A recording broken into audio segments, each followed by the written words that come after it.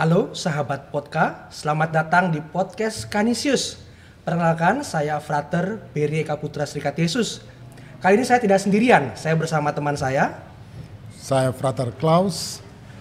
Dan kami berdua akan ngobrol-ngobrol bareng hari ini ya Frater Klaus ya. Baik teman-teman Podka yang terkasih, bulan-bulan ini, tepatnya bulan ini bulan apa Klaus? Bulan September. Ini adalah bulan yang sangat spesial buat kita umat Katolik. Karena Bulan Kitab Suci. Bulan Kitab Suci ya. Mungkin teman-teman Podka di rumah apakah sudah baca Kitab Suci bulan ini? Semoga ya. Semoga. Dan hari-hari ini karena Keuskupan dan juga seluruh gereja Indonesia merayakan bulan Kitab Suci Nasional, kita akan membahas soal tema bulan Kitab Suci Nasional gitu ya Klaus ya. Memang apa sih tema BKSN tahun 2024 ini? Wah, temanya agak ngeri-ngeri sedap. Wah, gimana tuh Karena berbicara tentang Allah sebagai sumber keadilan. Wah, ini kayak temanya rada-rada memberikan suasana tahun 2024 gitu ya ya? Ya, memang 2024 tahun ini. Iya, karena kan ada suasana pemilihan atau apa, mungkin keadilan soal itu kan? Wah, Bari ini, kamu jangan gitu dong. Tapi juga kunjungan paus ya, mungkin Frater ya. Betul, kunjungan paus. Kunjungan paus itu kan. Yeah. Nanti mungkin kita akan berbicara begitu soal keadilan, tetapi dalam perspektif Kitab Suci ya. Betul. Begitu. Dan hari ini kita nggak sendirian Klaus ya. Iya, kita bersama punya siapa? narasumber yang istimewa. Oke. Nah, dia Siapa akan membawakan kepada kita, berbagi kepada kita info A1. Tahu info A1 itu apa? Daging ayam gitu? Bukan. Oh bukan. Apa itu? Info Abu Bakar Ali nomor 1. Oh, rumah kita itu. Rumah Iya, kita. Iya. Oke, bersama kita sudah hadir ahli kitab. Ahli kitab. Dia pokoknya ahli kitab suci lah, doktor kitab suci dari Roma, kota abadi. Nah, kita perkenalkan Romo Bernardus Dirga Primawan, SJ. Baik, sahabat Podka, ini Romo Dirga semua mungkin. Oke, Romo Dirga, wah luar biasa. Mungkin Romo bisa menyapa dulu sahabat Podka di rumah. Halo sahabat Podka, selamat berjumpa kembali bersama kami. Saya senang ada di sini, ada Frater Berry, ada Frater Klaus. Tapi tadi disebut ahli kitab ya. Iya. Kalian minta saya mati cepat ini. Loh, enggak Romo, ahli kitab itu yang terakhir Romo. Loh, kamu kalau lihat ya, di Matius bab 23, Yesus bilang apa? Celakalah kamu, hai ahli kitab dan orang-orang Farisi. Saya tidak mau mati cepat dulu ya. Maka jangan bilang ahli kitab. Loh, memang masuk mati cepat. Dia terakhir Romo, dia terakhir yang masuk dalam kerajaan Allah. Wah, itu lebih susah lah. Tetapi ahli kitab ini ahli kitab yang membimbing kita hari ini ya, membimbing kita untuk semakin paham tentang keadilan begitu. Dan kita akan nanti bicara soal perspektif dari kitab Nahum dan Habakuk. Wah, ini jarang-jarang kita dengerin Nahum sama Habakuk ya. Iya. Tapi sebelum kita ngomong lebih jauh ya Romo ya, kayaknya rodo-rodo seret juga begitu ya. Kebetulan kita kan ngomong-ngomong di tempat apa ini Klaus? Ini Takom. Takom apa itu? Takom itu Taman Komunikasi Kanisius. Wah, luar biasa. Bukannya Takom itu toko buku ya? Kayak gambarnya suasana toko buku. Iya nih. Iya, toko buku tapi juga ada kafenya. Oh, ada kafenya? Ada tempat nongkrongnya luas. Luar biasa. Jadi umur 120 tahun, 102 tahun tetapi terus mengembangkan diri ya. Jadi toko buku, tempat membaca buku dan membeli buku gitu pastinya begitu. Iya. Jangan lupa ya teman-teman ya, Podka ya. Baik, mungkin kita pesan dulu ya. Mas, apakah boleh bantu? Wah, ini. Silakan, ini mungkin Romo dulu. Ya, silakan. Terima kasih. Ya. Ber, kenapa mau?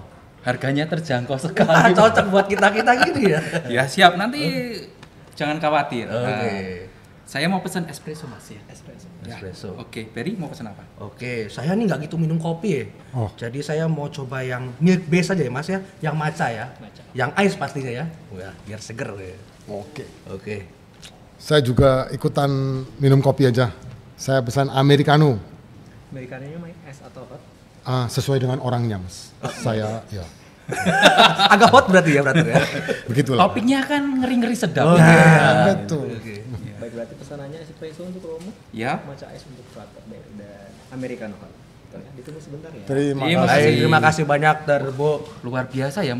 menunya lumayan lengkap. Iya, lengkap dan harganya terjangkau. Iya, sangat terjangkau sekali untuk kalangan mahasiswa. Betul. Kalau untuk dosen ya Bisa mengajak mahasiswanya. bisa mengajak Iya. mahasiswanya. Betul. Baik, Romo dan Frater tadi kita udah pesen minum nih, jadi kita mulai lebih siap ngegas ya gitu ya. Siap. Jadi karena tadi kemarin kan kita mau ngomong soal kitab suci begitu. Jadi kemarin saya sudah mulai siap-siap nih Romo ya. Oh, mau bicara ini. Ketika saya buka kitab suci, kan awal-awal mau baca Nahum atau Habakuk ya. Lalu saya buka, oh ternyata Nahum lebih awal begitu ya. Betul. Lalu ketika saya baca ayat-ayat pertama, saya nggak bisa tidur Mas Romo. Oh, nggak bisa tidur kelas. Karena ayat-ayat pertama itu kok menggambarkan Tuhan yang cemburu, yang pembalas begitu. Lalu membuat saya nggak bisa tidur gitu, takut loh malah kelas. Jadi kok Tuhannya kok kan kalau katanya Tuhan penuh kasih sayang begitu ya. Tetapi kok ketika baca kitab Nahum langsung nggak bisa tidur, langsung kepikiran wah ini Tuhannya galak nih, tiap kali dihukum ini gitu ya. Saya ketakutan saya gitu sih, Klaus dan Romo gitu. Ya memang kata-kata pencemburu tuh memang agak mengerikan ya. Kita tahu kita semua misalnya kita semua bergembira atas kunjungan Paus, tapi ternyata kunjungan Paus yang sebetulnya membawa berkat bagi orang Katolik maupun non Katolik, ternyata juga ada orang yang cemburu. Iya. Ada ya? Ada loh. Ada ya. Ya, jadi saya juga bingung apakah gambaran cemburu itu seperti cemburu ya orang-orang yang tidak suka kalau orang lain happy seperti itu Romo. Oh. Waduh, menarik ini. Ya, kita Tiba-tiba datang, kita nunggu kopi kan biar kita semakin Haus. tidak hanya haus, Oh, iya. topiknya kan hangat, Hangat. agak berat. Oke. Tapi dengan minum kopi rasanya jadi ringan, Ya. kayak obrolan di warung kopi aja. Iya, Nah, siap, Bro. nih saya datang tuh lumayan berat ini. Ada satu buku komentar kitab suci yang ada kata pengantarnya dari Paus Fransiskus. Nah, saya tuh senang karena begitu Paus datang, lalu saya mencoba melihat ini terbitan tahun 2022 dan ketika saya baca, Paus Fransiskus menunjukkan bagaimana sih cara orang Katolik membaca kitab suci. Ada 3 poin yang disebutkan. Yang pertama, Paus langsung menunjuk Lukas 24 di mana Yesus untuk pertama kalinya menurut Lukas menjumpai 2 murid dari Emmaus setelah kebangkitan. Dan apa yang dilakukan Yesus? Yesus menjelaskan isi kitab suci mulai dari kitab Musa sampai kitab para nabi. Untuk menjelaskan siapa? Mesias.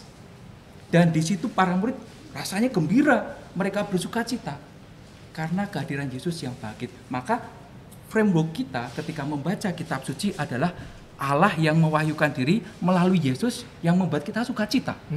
Bahkan dalam Dei Verbum, ini saya bawakan juga, itu menunjukkan kalau kita membaca kitab suci itu dengan seksama dan asyik. Itu nanti bisa teman-teman lihat di Dei Verbum ini, Konsili Vatikan II yang tahun 1965. Jadi pertama-tama jangan gelisah dulu Ber, kamu sampai nggak tidur, nanti kurus gimana kamu? Wah, ya senang juga sih itu. Ya, maka kita dengan hati yang penuh sukacita, syukur. Nah, itu yang poin yang pertama.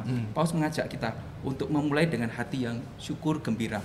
Lalu yang kedua, Paus juga menunjukkan di kitab Nehemia bab 8 ayat 2 bahwa ketika bangsa Israel pada saat itu mengalami pembuangan dan boleh kembali ke tanah terjanji, pada saat itulah dibacakan kitab Musa.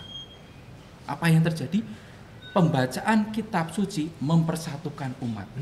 Maka kalau kita membaca kitab suci, jangan sampai lalu kita semakin menyingkirkan yang lain. Oh, melihat Tuhan, saya kok pencemburu kejam, tiba-tiba langsung, aduh lah, saya nggak mau membaca lagi, kemudian kitab itu disingkirkan. Jangan, mari kita lihat. Lalu yang ketiga, membaca kitab suci itu membuat hati kita tersatukan oleh rasa perasaan dari si pengarang. Nah, Dei Verbum mengatakan kitab suci adalah sabda Allah dalam bahasa manusia. Oleh karena itu, marilah kita melihat bagaimana pengarang pada saat itu mencurahkan perasaan hatinya, menggambarkan bagaimana Allah juga ikut merasakan lewat yang dia tuliskan. Tadi dibilang, Allah itu cemburu, Allah itu pendendam. Kira-kira situasi apa sih kok sampai ada pengarang yang mengatakan seperti itu? Nah, kalau kalian bayangkan, kira-kira orang-orang yang pada saat itu yang didampingi oleh Nabi Nahum, suasananya sedang apa? kayaknya tuh orang yang jalannya berkelok-kelok ya. Mungkin ya, dia orang yang tidak setia. Biasanya orang yang tidak setia membuat kita cemburu tuh. Suka belok-belok hatinya ya. Betul, iya. Nah, itu. Jadi saya bayangkan mungkin bangsa Israel juga seperti itu. Ya, sehingga Tuhannya cemburu. Kalau menurutmu gimana, Bar? Ya mungkin ya sama ya gitu, mungkin orang-orangnya ya mungkin lagi berkelok-kelok juga orang-orang yang sedang tidak baik-baik saja begitu ya mungkin Roh. Mungkin suasananya seperti itu. Nah kalau gimana Roh? Ada pencerahan kah Roh? Wah ini. Gimana? Kita bayangkan ya, Nabi Nahum itu dari kata Naham yang artinya melipur, memberi penghiburan. Sehingga bisa kita bayangkan bahwa kehadiran Nabi Nahum sedang memberi penghiburan bagi orang-orang yang tertindas saat itu. Memang hidupnya berkelok-kelok, tetapi pada saat itu mereka dalam titik situasi di mana mereka merasa kok hidup saya seperti ini, penuh penderitaan, dan begitu melihat orang yang selama ini membuat mereka cilaka, membuat mereka susah, kena cilaka, hatinya bunga-bunga, hatinya bergembira, dan merasa bahwa Allah sedang menunjukkan keadilannya karena orang yang selama ini menindas mereka itu kena celaka. Ngeri juga nggak? Gambaran Allah yang ternyata seperti itu. Tapi inilah gaya penulisan Nahum, di mana dia mencoba berbela rasa dengan orang yang pada saat itu tengah menderita. Kalau kamu ada temanmu nih lagi susah, sedih, apakah kamu diam saja? Kan juga enggak, toh. Ya, pasti. Paling juga menemani, kadang-kadang juga keceplosan. Oh itu tuh dia memang teman yang pernah mencelakai temanmu itu kan pasti, wah dia memang kayak gitu dulunya. Nah, berbela rasa dengan gaya manusia, seperti itu. Tapi jangan lupa di situ dikatakan di kitab Nahum ya, khususnya di ayat 7, bunyinya apa Peri? Coba kamu baca. Ayat 7. Ya. Tuhan itu baik. Ia adalah tempat pengungsian pada waktu kesusahan. Ia mengenal orang-orang yang berlindung kepadanya. Nah, itu berita sukacita untuk orang yang tengah menderita. Tapi sekarang kita bayangkan, penderitaan yang seperti itu kira-kira karena siapa? Penderitaannya bangsa Israel itu. Pada saat itu sampai mereka bisa mengatakan Allahku Allah yang pencemburu, Allah pendendam, pembalas. Pasti kan mereka hatinya lagi kemeripik atau kemropok. Pasti mereka lagi gundah gulana. Ya toh? Pada saat itu mereka mengalami situasi istilahnya diinvasi, dijajah oleh bangsa Asyur. Ibu kotanya Niniwe. Wah, luar biasa ini peraturan. Luar biasa ini 100 Nah, terus ini. tahu nggak? Bangsa Asyur itu punya kebijakan politis yang ngeri. Mereka itu cara istilahnya menteror bangsa-bangsa di sekitarnya sangat luar biasa. Pertama, mereka kalau menangkap atau istilahnya menjajah suatu daerah, mereka memisahkan keluarga. Bapak dari anaknya, suami dari istrinya, lalu juga mereka menteror dalam bentuk misalnya orang-orang yang tidak taat, tidak patuh akan kepalanya dipenggal, ditaruh di gerbang kota. Karena ini posisi militer. Orang-orang Asyur itu adalah pergantian dari jenderal yang satu ke jenderal berikutnya. Maka cara kebijakan politisnya supaya bangsa ini tidak ada rasa nasionalisme harus dari keluarga itu kemudian dipisahkan. Ngeri sekali itu. Sehingga bisa dikatakan betapa pedihnya orang-orang pada saat itu. Dan melihat bahwa sekarang Niniwe mulai hancur, mereka bersukacita. Gitu. Istilahnya apa ya? Mereka bersyukur karena nyukur-nyukurin orang lain mungkin ya. Karena penindasnya celaka. Karena penindasnya celaka itu ya, waduh. Tapi itu gaya bahasa sebetulnya jangan sampai kita terhenti di situ. Karena tadi yang di ayat 7 adalah Tuhan itu baik menjadi tempat perlindungan bagi orang yang mau mencurahkan hatinya kepada Allah. Nah, ini gaya penulisan si pengarang. Dan kita tahu Nahum, pengarang Nahum itu seorang yang sangat jenius. Ini sebetulnya bentuk puisi loh. Oke. Ada dalam bahasa Ibrani itu disebut sebagai akrostik. Sebuah puisi yang dimulai dengan huruf abjad yang paling awal. Kalau kita A, B, C, D, E, kalau di sana ada Alef, Bet, Gimel, Dalet, dan seterusnya. Dan itu dibuat seperti rangkaian lagu yang membuat orang merasa ikut, rasa perasaannya kebawa. Maka bisa dikatakan Allahku pencemburu, Allahku pendam, itu untuk membawa rasa perasaan orang yang sekarang punya corong untuk mengungkapkan tadi rasa pedih yang pernah dialami. Kayak gitu. Wah, luar Iya, biasa. luar Ya. biasa. Dan dari penjelasan Romo Dirga ini kok ada resonansi yang kuat ya dengan tema kunjungan Paus Fransiskus ya. Oh iya. Faith, fraternity, and compassion. Jadi iman, persaudaraan dan bela rasa. Jadi, wah ini kayaknya yang milih tema jenius juga ini. Iya. Nyambung ternyata ya. Iya. Semua berkesinambungan ini. Memang gitu. Dan akhirnya apa yang kita baca ini harus terus kita kontekskan begitu ya. Ternyata Betul. kitab ini nggak cuma berbicara tahun-tahun dulu, ternyata juga bisa buat kita sekarang itu mungkin ya. Mungkin Frater Klaus lebih jago nih kalau ngomong soal sekarang-sekarang ini. Ya gimana ya. Saya juga agak-agak ngeri juga orang mau Dirga cerita tentang pemimpin Asyur yang berlatar belakang militer. Aduh, yang suka memisahkan keluarga, anggota-anggota keluarga, suami dari istri, kemudian ayah dari anak-anaknya. Wah ini kok kayaknya gimana nih ya? Wah, ya semoga kita punya pemimpin baru yang baik gitu Ya, ya, luar biasa. supaya rakyatnya tidak menderita gitu. Kan bahaya kalau pemimpinnya kejam, berlatar belakang militer, sukanya menculik-culik, wah, kan bahaya gitu. Oke. Nah, kalau Asyur terang-terangan, mereka itu menerornya dengan cara tadi memisahkan persis ketika bangsa ini sudah tertangkap. Supaya tidak ada rasa nasionalisme itu. Oh. Tujuannya itu. Kalau ada rasa nasionalisme, maka nanti mereka bisa melawan balik. Nah, orang-orang pada saat itu tetap memupuk rasa nasionalisme dengan meyakini bahwa Allahku adalah Allah penyelamat tempat aku berlindung. Sehingga rasa nasionalisme itu tetap terjaga, tetap terawat. Bayangkan kalau mereka tidak punya rasa perasaan kayak gitu. Kalau Nahum tidak ikut berbela rasa dengan orang yang pada saat itu terluka, mungkin kita tidak mengenal lagi kitab suci. Kitab suci lahir dari pengalaman traumatis juga sebetulnya. Dan itu mengingatkan mereka bahwa Allahku adalah Allah yang berada di pihakku, membela. Ketika aku sedih, ketika aku susah, Allah tetap berada di sana bersama. Nah, itu Nahum. Melipur, memberi penghiburan. Jadi kisah-kisahnya mau menghibur ya ternyata begitu, memberi penghiburan. Walaupun kata-katanya keras begitu ya. Walaupun kata-katanya jelep kalau baca, sampai saya nggak bisa tidur gitu ya. Tetapi ternyata suasananya ternyata mau menghibur ya Frater Klaus. Iya, betul. Nah mungkin ini juga Bahari dan sahabat-sahabat Podka mungkin juga bertanya-tanya, itu kan konteks Allah yang berbela rasa terhadap bangsa Israel.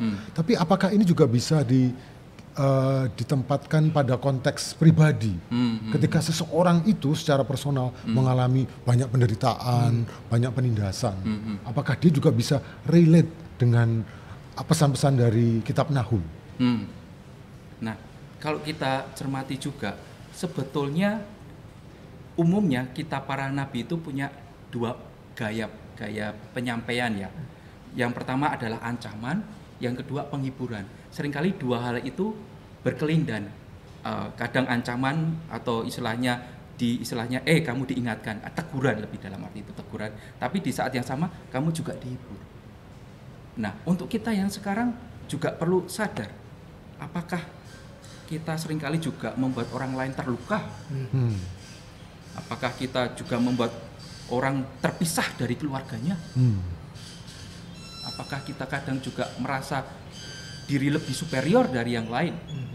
Dan itu yang membuat orang lain justru semakin terluka, padahal Allah bersama mereka yang terluka. Wah, kena banget bro. Iya malah sedep langsung ya, inspiratif, wah, tapi juga reflektif rasanya gitu. Iya. Aduh, ya memang menarik dan terima kasih Romo ini inspirasi ya. Jadi saya bisa tidur lah malam ini begitu Romo. Makanya Allah adalah dasar pengharapan itu dalam kitab Nahum. Baik Romo. Wah, ini Romo sudah kelihatan rodo. Iya nih, haus nih. mana nih? Sepertinya wah sudah mulai datang. Wah, ini sudah siap nih kayaknya. Espressonya semakin Wah, luar biasa ini. Pelayanannya sat-set ya. Iya. Wah, ini penampilannya menarik ini. Terima kasih. Wah. Berarti itu.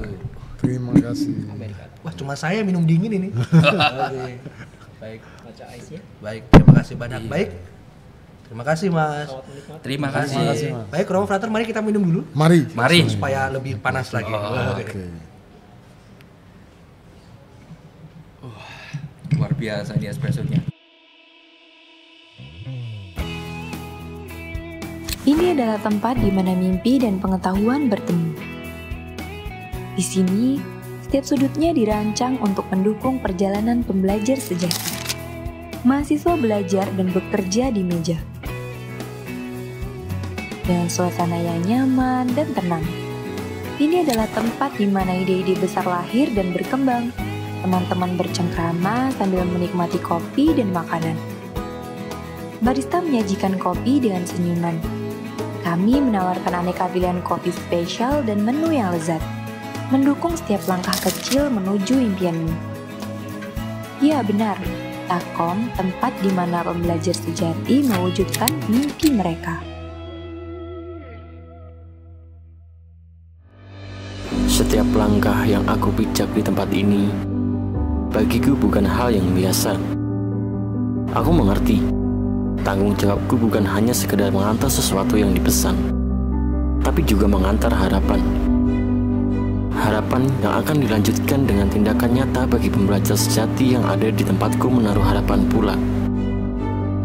Harapan kami sontak terlihat berbeda. Harapan mereka adalah setelah mereka pulang, orang terdekat mereka bahagia dengan toga. Harapan kami, setelah kami pulang, orang terdekat kami bahagia dengan korsa. Dan benar, di sini tempat harapan dan impian akan terwujud.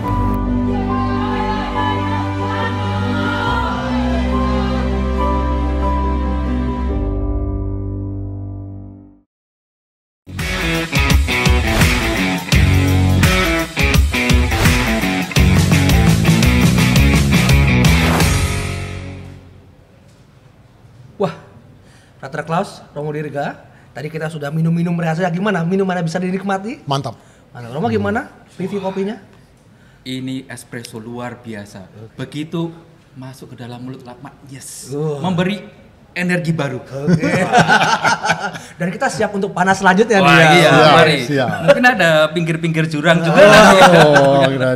Baik, Romo tadi kan kita sudah banyak ngomong soal kitab Nahum begitu ya, iya. soal keadilan kitab Nahum.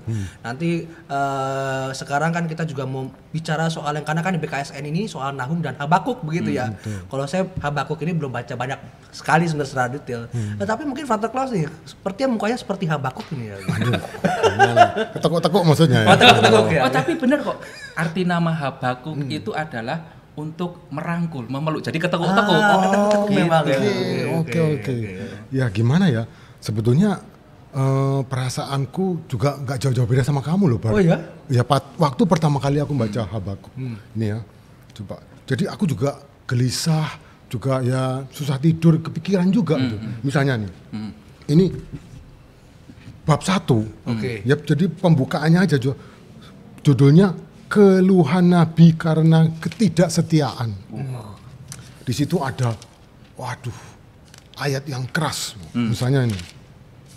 Itulah sebabnya hukum kehilangan kekuatannya dan tidak pernah muncul keadilan. Sebab orang fasik mengepung orang benar. Itulah sebabnya keadilan muncul terbalik. Waduh, saya membaca ini kok situasinya kok ya agak-agak mirip-mirip dengan kondisi masyarakat kita juga. Gimana tuh? Gimana ya? Saya juga pusing. Misalnya ada keputusan yang sudah final dan mengikat. Ya, masih berusaha untuk direvisi. Siapa itu, Bar? Sebutkan, Bar. Sebutkan. Ayo, Bar. Aduh. Jangan malu-malu, Bar. Jangan takut-takut, Bar. Bukan malu-malu, tidak berani tapi. Jangan gitu, tidak apa-apa. Sebutkan. Kalau kamu ditangkap, aku bantu doa. Oh iya. Mending udah. Frater Klaus aja kamu. Iya ini. Jadi kok bisa hukum itu dibolak-balik seperti itu? Itu latar belakang. Kemudian ada pertanyaan juga, di manakah keadilan Tuhan? Jadi mana? Jadi ceritanya bangsa Yehuda, dia mau istilahnya mau ditindas, mau dibuang, mau diserang oleh bangsa Babilonia, yang itu tidak lebih benar daripada bangsa Yehuda. Repot. Gimana ketika Tuhan mau menghukum kita menggunakan orang yang tidak lebih baik hidupnya daripada kita? Saya repot kalau misalnya saya, dapat pengalaman seperti ini, kesannya tuh hati saya teriak tuh, gak bisa Yura. Tuhan, gak bisa Yura ini. Gimana ini? Masa aku yang lebih baik ya hidupnya? Ya mau dihukum sama orang yang hidupnya lebih tidak jelas gitu. Itu gimana Romo? Kita tanyakan Romo ya. Romo ini. Aduh, gimana Yura ya? Ya, tapi gini ya, kalau tadi kita lihat yang dari Nahum sekarang Habakuk. Apa yang dirasakan Habakuk juga mencerminkan bagaimana orang-orang yang mengalami kegelisahan setelah penindasan dari Asyur datang lagi, seolah-olah Asyur kalah, tapi Babylon datanglah yang juga jauh lebih buruk datang menggantikan, seolah mereka terbebas, tapi ternyata penderitaan itu tetap berlangsung. Nah, itu juga memang sebuah pertanyaan yang dicerminkan dari kitab Nabi Habakuk ini. Tetapi kemudian saya mencoba masuk. Ini juga mungkin menjadi refleksi bagi kita. Ketika Habakuk bicara mengenai keadilan, bagaimana sih sebetulnya konsep keadilan atau juga keadilan sosial itu dibahasakan dalam kitab suci? Tidak ada secara spesifik menyebut kata keadilan sosial. Tetapi yang sering dipakai itu adalah keadilan dan kebenaran. Dalam bahasa Ibrani itu sungguh dipakai sadek itu adalah sebuah dalam arti bukan hanya kebaikan tetapi juga keadilan, sadik dan sedekah. Itu juga dalam arti kebenaran. Tetapi keduanya dikaitkan karena keadilan dan kebenaran itu adalah mandat ilahi dan itu dipercayakan kepada pemangku jabatan. Maka kalau tadi pergantian sosok pimpinan, seharusnya sadar bahwa keadilan sosial atau keadilan dan kebenaran itu adalah mandat ilahi yang diberikan kepada pemangku jabatan. Kalau pemangku jabatannya kayak gitu, ya wajib harus kita tidak hanya kita pertanyakan juga. Bahwa keadilan sosial adalah mandat ilahi dan Habakuk mempertanyakan itu.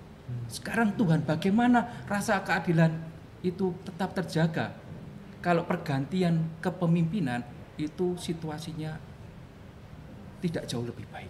Betul, iya. Lah ini loh Habakuk ya, Habakuk saya ya, ini Habakuk loh ya, Habakuk. Ini Habakuk. Kalau kebetulan relate ya itu kebetulan.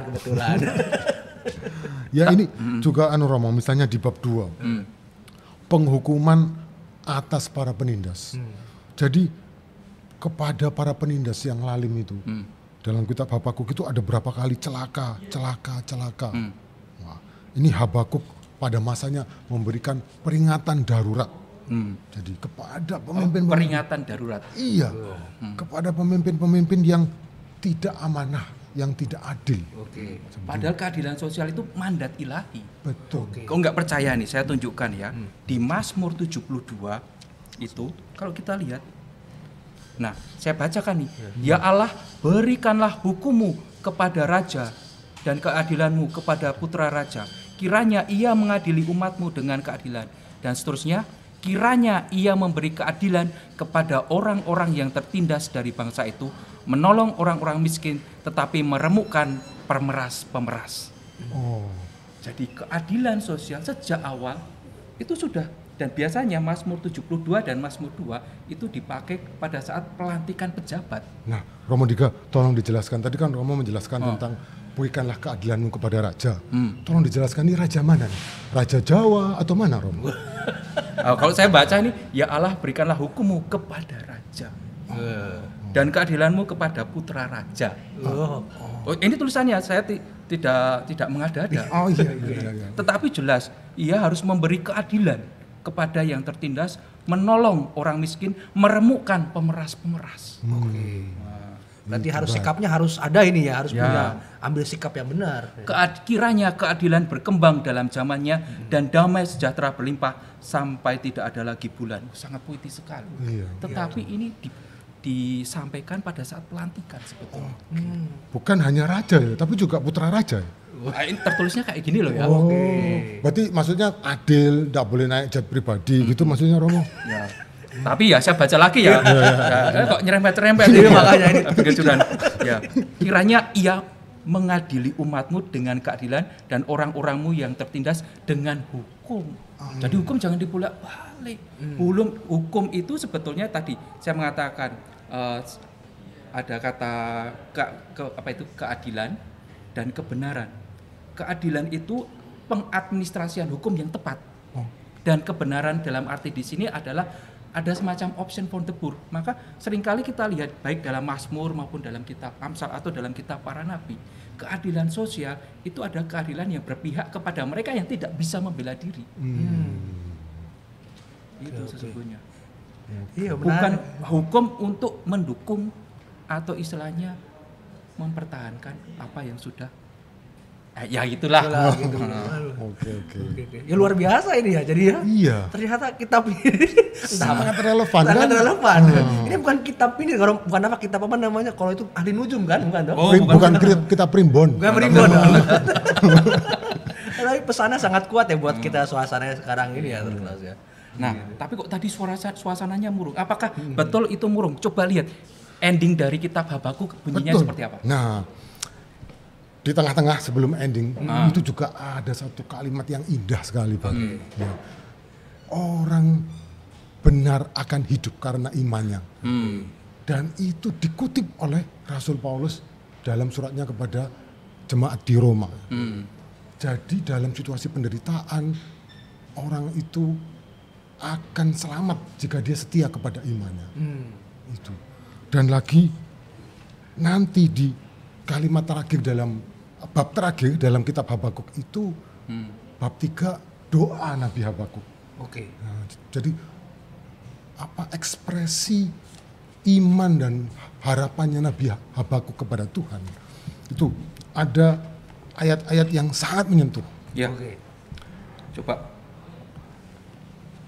Sekalipun pohon Itu di mana itu? Bab berapa? Itu Ayat berapa? bab 3 ayat 17. Bab Bab 3 ayat 17.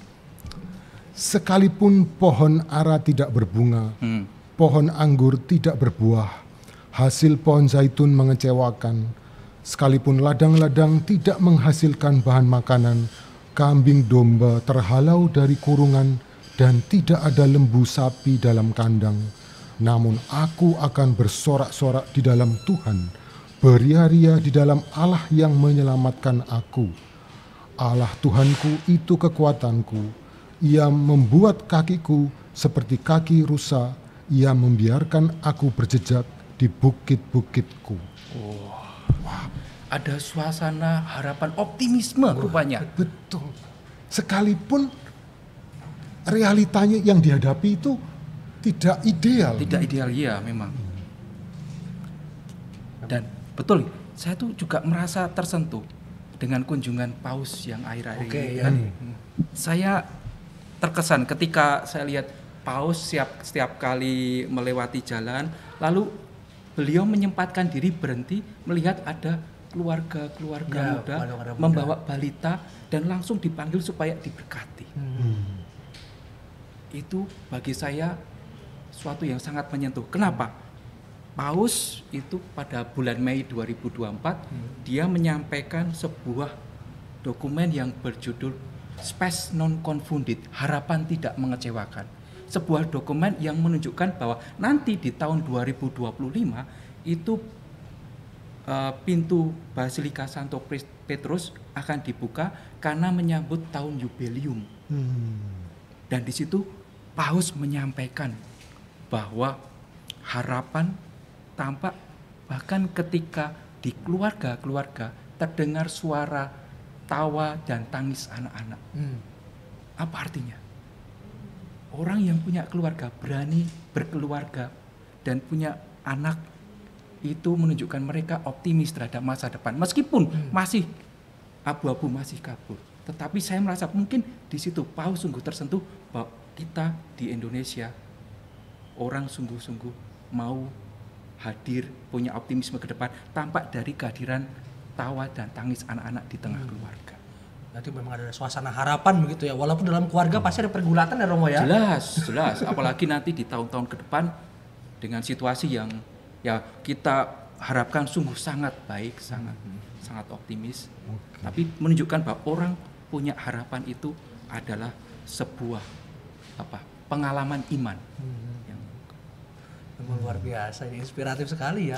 Memang rasanya Habakuk ini menekuk-nekuk, tidak hanya merangkul, tapi kemudian di situ terbukalah sebuah harapan untuk masa depan. Oke. Luar biasa. Berarti tahun 2025 ini akan ada tahun kerahiman juga dong? Nah itu jubileum tahun kalau jubileum itu sebetulnya dimulai kalau nggak salah sejak tahun 1300 dan tiap 25 tahun itu dirayakan. Dan nanti di tahun 2025 ya, tema yang diangkat adalah peziarah harapan. Kira-kira kenapa? Harapan, lawannya dari harapan apa? Ketidaksabaran. Ketidaksabaran itu memunculkan orang mencari solusi praktis untuk menyelesaikan perbedaan. Biasanya apa? Kekerasan. Orang tidak tahan dengan perbedaan, solusi praktisnya adalah kekerasan. Dan harapan itu melatih kita untuk bersabar. Oleh karenanya tahun depan Paus mengajak kita masuk sebagai para peziarah harapan. Melatih kesabaran, membuat kita mampu untuk juga masuk dalam suasana kekaguman terhadap dunia sekitar. Kita tergesa-gesa, terburu-buru, dan akhirnya apa? Ketidaksabaran tadi melahirkan kekerasan. Gitu. Wah keren ya ini ya, berarti kitab Habakuk, tema BKSN ini ya, soal keadilan itu menyiapkan kita sebenarnya buat tahun depan juga ya. Iya, saya rasa membangun disposisi batin yang penuh harapan begitu ya. Betul. Baik. Wah mantap sekali. Baik Romo, daripada kita haus lagi masih sambil minum santai dulu ya. Kita santai-santai dulu sebentar. Wah udah panas ini. Hai parents, pernah dengar tentang buku Ramah Cerna belum? Buku Ramah Cerna adalah buku yang berisi materi teks atau gambar yang mudah dicerna oleh jenjang pembaca dini dan jenjang pembaca awal. PT Canisius menerbitkan seri buku Ramah Cerna yang dibagi dalam 4 jenjang untuk menyesuaikan tahap perkembangan membaca anak. Pada seri ini terdapat tanda perjenjangan di cover depan dan belakang, serta keterangan usia pembaca untuk memudahkan parents supaya tidak salah pilih jenjang buku. Di dalam buku diberikan keterangan tentang karakteristik buku Ramah Cerna serta panduan penggunaan buku untuk orang tua. Setiap jenjang dalam buku Ramah Cerna ini dirancang berdasarkan jumlah kata dalam kalimat, jumlah kalimat tiap halaman, serta pola suku kata. Menariknya, di setiap buku diselipkan pula aktivitas untuk anak, supaya proses belajar membaca makin menyenangkan. Gimana parents? Tertarik nggak sama seri buku ini? Kami masih punya seri buku berjenjang lainnya loh. Tunggu video. Real life itu terus berjalan, meskipun semesta selalu menghadang. Inilah real life, inilah pilihanku. Milk Life siap jagain kita dengan standarisasi tinggi proses farm to table. Milk Life, real milk for real life.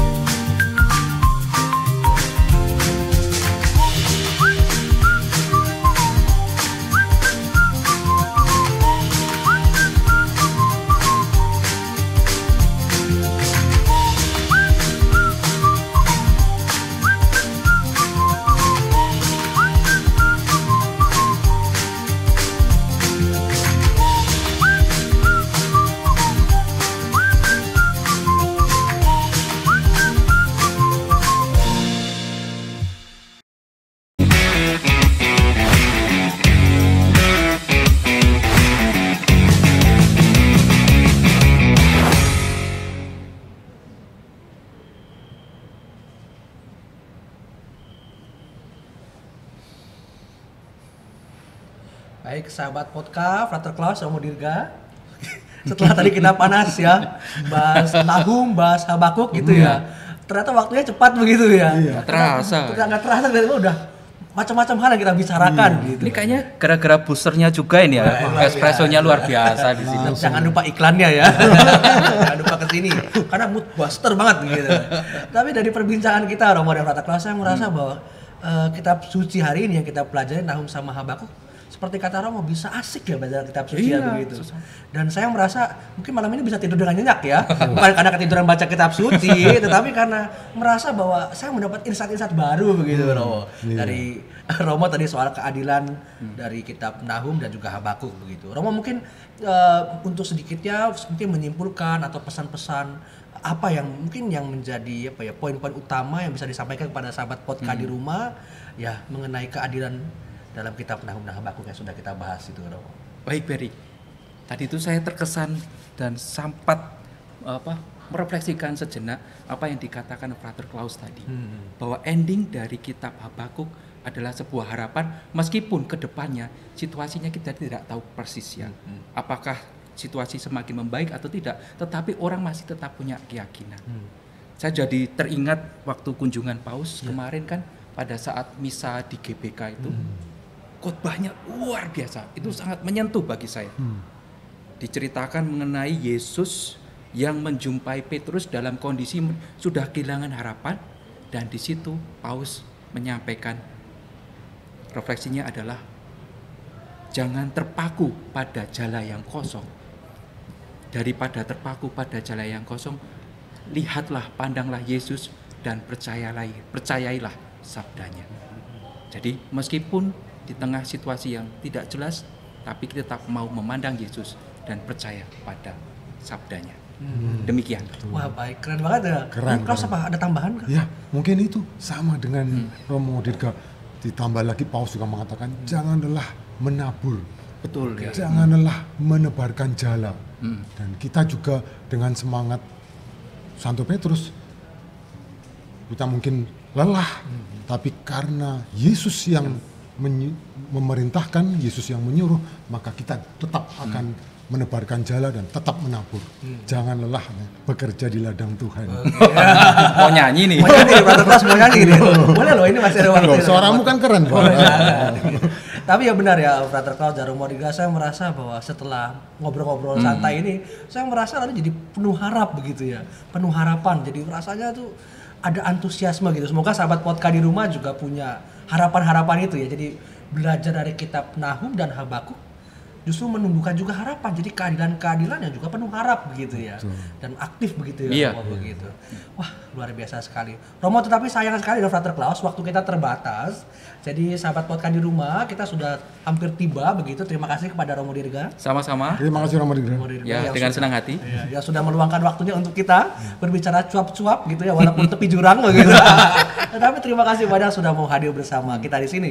Dan juga sahabat podcast, kita mau berterima kasih kepada para sponsor untuk acara podcast kita hari ini, yaitu Lembaga Biblika Indonesia, CV Alino Meniti Karya, Kavino Coffee and Milk Life, Perkumpulan Strada, PT Mayora Indah Tbk, dan Universitas Sanata Dharma.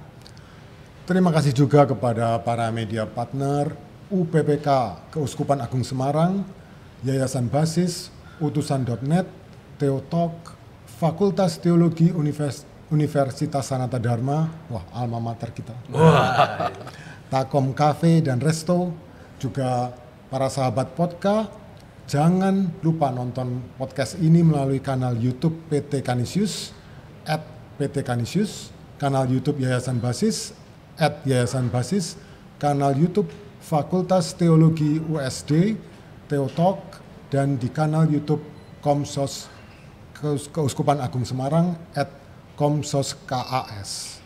Baik semua sahabat Porka, sekali lagi terima kasih banyak atas atensinya selama podcast ini, semoga berguna dan sampai jumpa di podcast Canisius selanjutnya. Sampai jumpa semuanya. Sampai jumpa. Nah teman-teman, ini majalah Utusan edisi September 2024 ini spesial sekali. Kenapa?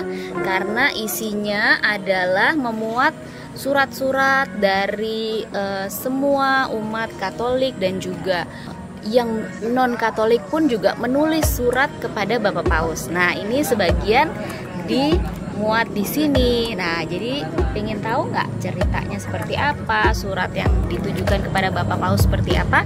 Baca Utusan edisi September 2024.